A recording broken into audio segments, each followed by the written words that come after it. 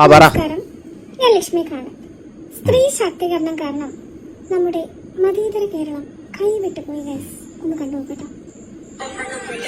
പെണ്ണ് വീട്ടിൽ ചെയ്തുകൊണ്ടിരുന്ന പണിയെ ഒഴിവാക്കിക്കൊണ്ടവൾ പുറത്തു പോയാൽ ആ പണി ആരെങ്കിലും ചെയ്യണ്ടേ? ആ പണി ആരാ ചെയ്യാ?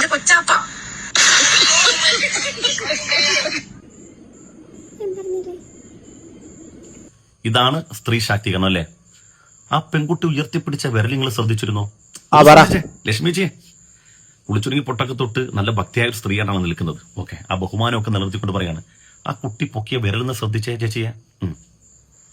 ഇത് എന്തെങ്കിലും മോശം തോന്നുന്നുണ്ടോ? നിങ്ങൾക്ക് മോളുണ്ടായിരിക്കുമല്ലേ? നിങ്ങളുടെ മകനാണ് ഇങ്ങനെ കാണിക്കുന്നെങ്കിൽ നിങ്ങൾ പ്രോത്സാഹിപ്പിക്കുമോ? സ്ത്രീ ശാക്തീകരണം എന്ന് പറഞ്ഞാൽ നമ്മളെക്കാൾ മുതിർന്നവരോട് നമുക്ക് വിയോജിപ്പുണ്ടാകുമ്പോൾ തന്നെ നടുവിരൽ പൊക്കി കാണിച്ചുകൊണ്ട് അശ്ലീലം പറഞ്ഞുകൊണ്ട് അവരോട് സഭ്യതരമായ വാക്കുകൾ പറയലാണ് സ്ത്രീ ശാക്തീകരണം. ഭയങ്കര സന്തോഷം ഉണ്ടായില്ലേ? സന്തോഷിക്കണം. എന്തുകൊണ്ടായി സന്തോഷിക്കുന്ന അറിയോ? ഒരു മതപണ്ഡിതനെ ആക്ഷേപിച്ചത് കൊണ്ടും ഒരു മുസ്ലിം പെൺകുട്ടി ആയതുകൊണ്ടല്ലേ സന്തോഷിക്കുന്നത്? അല്ലെ? സത്യം പറഞ്ഞാൽ അതല്ലേ ആക്ഷേപം? ചേച്ചി അങ്ങേ പോരുത്, ഇതുകൂടെ ഒന്ന് കേട്ടിട്ട് പോകും. അതായത് ഒരു സ്ത്രീ ഈ സമൂഹത്തിലെ മഹല് കമ്മിറ്റികളുടെ വ്യത്യസ്ത നിലപാടുകളും ആ സ്ത്രീ കോടതിയിൽ പോയാൽ ആ സ്ത്രീക്ക് നിയമ നടപടികളിലൂടെ വർഷങ്ങളോളം കാത്തിരുന്ന് നടപടി നേരിടേണ്ടി വരുന്ന ഒരു സാഹചര്യത്തെക്കുറിച്ചുമാണ് ആ സ്ത്രീ അവിടെ വിവരിക്കുന്നത്. അവരുടെ ആ നിസ്സഹായ അവസ്ഥയാണ് സമൂഹത്തിന് മുമ്പിൽ വന്നതെന്ന് പറയുന്നത്. കേട്ടിട്ട് പോണേ. ഇത് എൻ്റെ മാത്രം വ്യക്തിപരമായിട്ടുള്ള ഒരു പ്രശ്നമായിട്ട് നിങ്ങൾ കാണരുത്.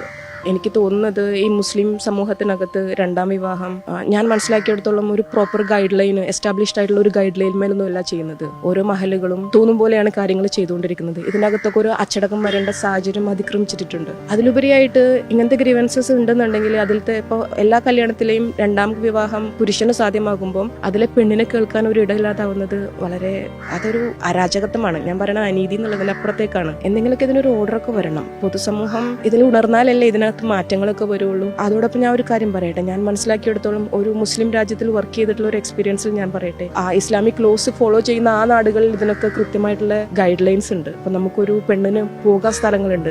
ഇവിടെ നമ്മളെ മഹലും കേൾക്കില്ല, അവരുടെ മഹലും കേൾക്കില്ല. കോടതിയിൽ പോയിട്ടുണ്ടെങ്കിൽ ഇപ്പോഴത്തെ നിയമ സാഹചര്യത്തിൽ നമ്മുടെ പ്രശ്നങ്ങൾ പറഞ്ഞ് നീതി കിട്ടാൻ എത്ര വർഷങ്ങൾ കാത്തിരിക്കണം? ഒരുമിച്ച് നിന്നിരുന്ന ഒരു ബന്ധത്തിനകത്ത് രണ്ട് വ്യക്തികൾക്ക് രണ്ട് നീതി, അതെങ്ങനെയാ സാർ ശരിയാവും? അദ്ദേഹം ജീവിതമായി മുന്നോട്ട് പോയി, ഞാൻ ഇനിയും വർഷങ്ങൾ കോടതിയിൽ കിടന്നിട്ട് നരകിച്ചാലാണ് എനിക്കൊരു നീതി. അപ്പൊ അതെ ഉസ്താദേ, 2025 ഹൈക്കോടതി വിധിയിൽ ഒരു ഉത്തരവുണ്ട്.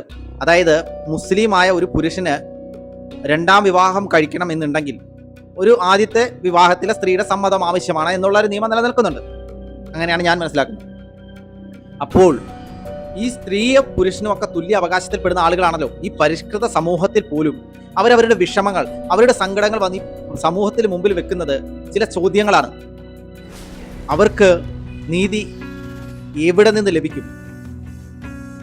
മറ്റ് വിദേശ രാജ്യങ്ങളിൽ പോലും ഇല്ലാത്ത പലതരത്തിലുള്ള പ്രശ്നങ്ങൾ അവരുടെ നാട്ടിൽ അവർക്ക് നേരിടേണ്ടി വരുമ്പോൾ, അവരുടെ മതത്തിൽ നിന്ന് അല്ലെങ്കിൽ അവരുടെ മഹല് കമ്മിറ്റികളിൽ നിന്ന് അവർക്ക് നേരിടേണ്ടി വരുമ്പോൾ അവർ ആ സങ്കടത്തെ വന്ന് സമൂഹത്തിന് മുമ്പിൽ അവതരിപ്പിക്കണേ.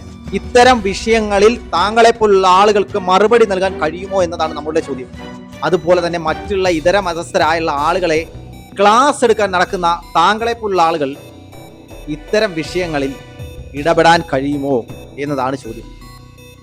ഇത്തരം വിഷയങ്ങളിൽ ഇടപെട്ടുകൊണ്ടാവണമല്ലോ മറ്റുള്ളവരെ നമ്മൾ നേരെയാക്കാൻ നടക്കേണ്ടത്, അല്ലെങ്കിൽ മറ്റുള്ളവരെ നമ്മൾ വിമർശിക്കാൻ നടക്കേണ്ടത്. അപ്പൊ ഇത്തരം പരിഷ്കൃത സമൂഹത്തിൽ പോലും ഇത്തരം വിഷയങ്ങൾ നടക്കുമ്പോൾ അത്തരം വിഷയങ്ങളിൽ താങ്കൾക്ക് എന്ത് ചെയ്യാൻ സാധിക്കും? അതാണ് നമ്മളുടെ ചോദ്യം. താങ്കൾക്ക് ഒരു ചെറു വിരളെങ്കിലും അനക്കാൻ സാധിക്കുമോ ഇത്തരം വിഷയങ്ങളിൽ? അവിടെയാണ്